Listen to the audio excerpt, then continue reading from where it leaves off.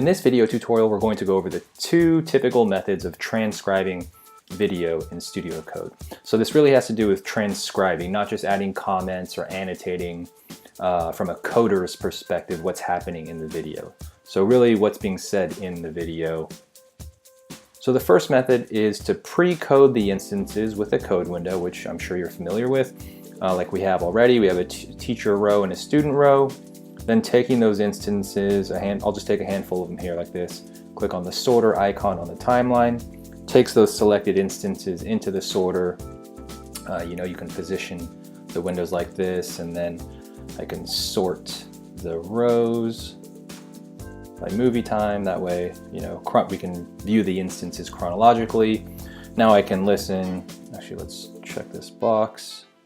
Let's play this video. Make it stand. What's the problem? What are we going to work on? That's one of the criteria. Make it stand. What's the problem? What are we going to work on? That's one of the criteria. Make it stand. What's the problem? What are we going to work on? That's one of the criteria. Make it stand. What's the problem? What are we going to work on? That's one of the criteria. Okay, so I coded that, then or transcribed that, excuse me. Then I can just hop down to the next instance and listen. Student says 1/2. 1/2. You are right. 1/2. Teacher confirms. So we're going to be comparing fractional parts. And 1/2.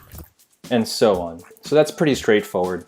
But the takeaway there is just that you're going to pre-code the instances in the timeline with a code window, then dump them to the sorter. That's the first typical method of transcribing, and the cleaner or easier or more straightforward way that's used by transcribers. Proportionally, many more Studiocode users use this method than the next.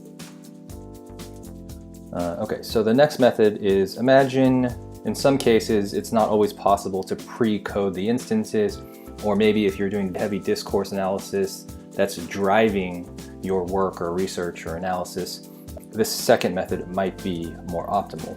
So I'll delete these rows just to doctor the timeline to simulate this situation where we haven't pre-coded the instances. This is the second method where we will transcribe and code essentially in the sorter simultaneously because for whatever reason we can't pre-code the instances. If you can, typically it's much cleaner and easier to pre-code the instances first. Okay, so no instances in the timeline. The first thing we want to do in this case, this is the one situation where you will use a transcription window as opposed to a sorter window. So we're going to go to File, New, Transcription Window. That opens the transcription window, obviously, then I'll just position it there. And now that we have the transcription window open, let's take a look at how to code and transcribe simultaneously in it. So you can see my cursors in the time reference cell. I'm just going to arbitrarily mark in at this point. So this is essentially coding, right? I'll use a keystroke, and many of these keystrokes that I'm going to be using the next few minutes, I'm not going to spend any time telling you them or caring about you memorizing them at this point. Just want you to get a high-level view of what it looks and feels like to do the coding and transcribing in the transcription window. So I'll use a keystroke and I'll mark in, and you can see when I do that, it actually advances the cursor to the speaker cell. And so let's just let the video play first to see who the speaker is. Can you say it in your own words? That's one of the... Can you say it in your own words? That's one of the... Can you... So you can see that the video, first of all, is just looping in this default 5-second increment. And in this case, the speaker is the teacher. And again, remember, in the transcription window, the speaker cell equates to a row name, essentially, in the timeline. So that's what this teacher cell will equate to later. Then I can tab over to the transcription cell and just start actually typing what's being said. I forget what she said, so let me play that again. Can you say it in your own words?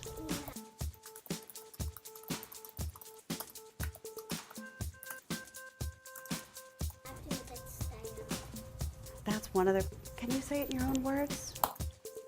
So I just typed the utterance. I paused only the video right here, just paused it. And now I actually want to mark out of this and create the instance. So again, I'll use a keystroke and mark out, and when I do that, I'll go ahead and mark out. It automatically marks in the second row of the timestamp or the time reference column, and automatically adds teacher to that next speaker cell, presuming that the next thing that's being said is by the same person. If it's not, it's very easy to just type the name or role of the next person speaking. So let's let it play and see who's speaking now. That's one of the criteria. It might be difficult for you to hear the video, but I can tell it's the student in this case, and she says we have to make it stand.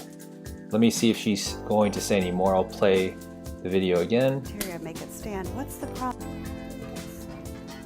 Nope, so I'll pause it there. Again, mark out, which automatically marks in. I know the teacher is the next person to speak. I'll play the video. That's one of the criteria make it stand. What's the problem?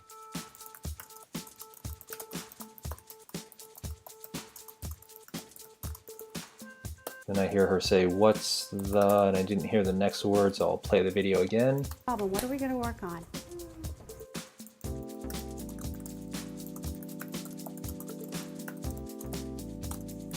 That's one of the criteria make it stand. What's the problem? What are we going to work on? That's one of the criteria make it stand. What's the problem? What are we going to work on?